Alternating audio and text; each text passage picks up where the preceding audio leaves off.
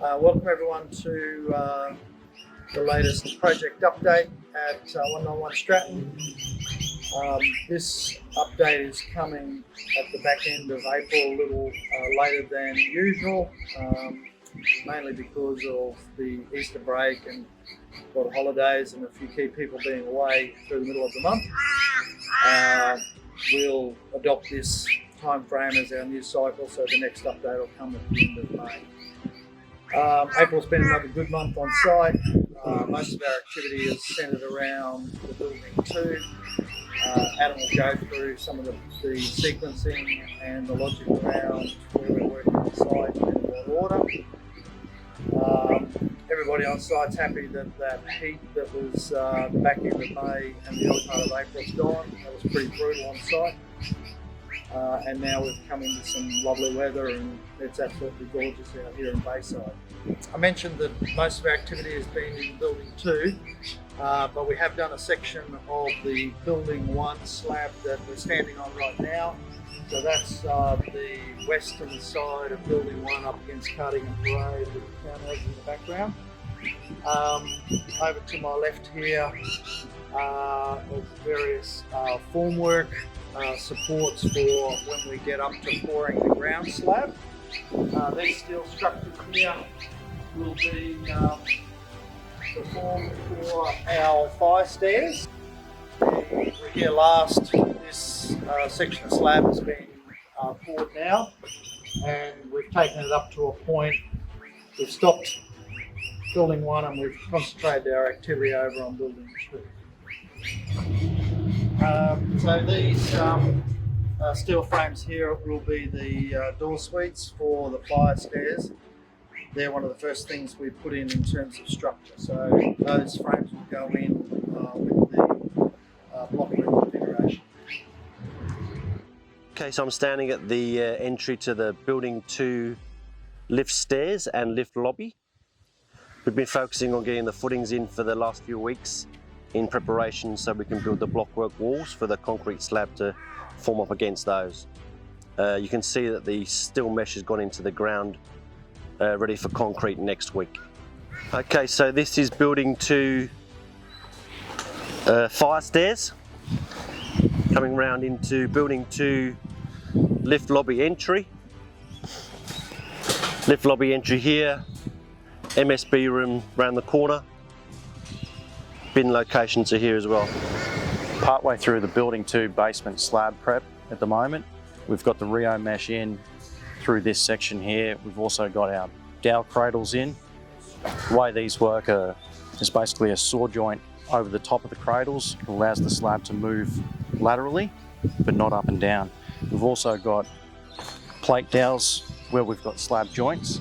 So they're a sleeve system which get nailed to the boxing for the previous pour, and then the dowels are inserted into this one for this pour. So over here we've got the building 2 lift pit, which is an 1100mm deep pit of the same dimension as the lift shaft, which allows the lift car and mechanics to go down past the floor level so you can walk flush into the lift. We just moved into the centre spine of the project. So some of the things that are progressing is on my left here we've got the blockwork walls for the first of our deep planting zones. So that's our feature tree fronting Stratton Tce. On the other side, which we just might walk around to that in a minute, is the second deep planting zone. Immediately to my right is the main driveway ramp that comes down between the 2 buildings. The blue painting is waterproofing. There's a blue chalk line on the wall. That's the set out for the top of the driveway ramp. So as it comes in off Stratton Tce, comes down and enters the visitors parking zone of the site which we're standing in now. There's a few other things that have happened here and are progressively happening. The guys are having to move the ramp around a little bit. We need to maintain access for our concrete pours. So every now and then they reshape this ramp coming off Stratton Tce. So you'll see that it just curves down. Last report it was straighter. There's a little bit more activity over on the Stratton Tce corner. We've got our main detention tank now formed up. We've got our stormwater tank now in the ground. So that's a 10,000 litre tank. So this afternoon, which is Tuesday the 18th, the site's been without power for the day, and the reason for that is that Energex have started with the pole drop on Stratton Tce. So the pole mount transformer that was on this Cardigan corner pole is now gone. We've prepared the footpath with the conduits necessary for both our project and future provisions for installations in the future. And next step is, so the only remaining cable up there is the Optus one. When that gets dropped, those poles will come out and everything will be underground along the frontage of our project. So here we've got the underground conduits which we installed for the Energex cables to go through to enable the overhead cables to be dropped and put underground. So we've got 6 existing conduits over here on the northern end, which we've then connected our PVC conduits to, and then they pull the cables through and connect it up. So our portion of the works was going from the existing conduits down to the corner of Cardigan and Stratton and up to the top of the site on Cardigan Parade.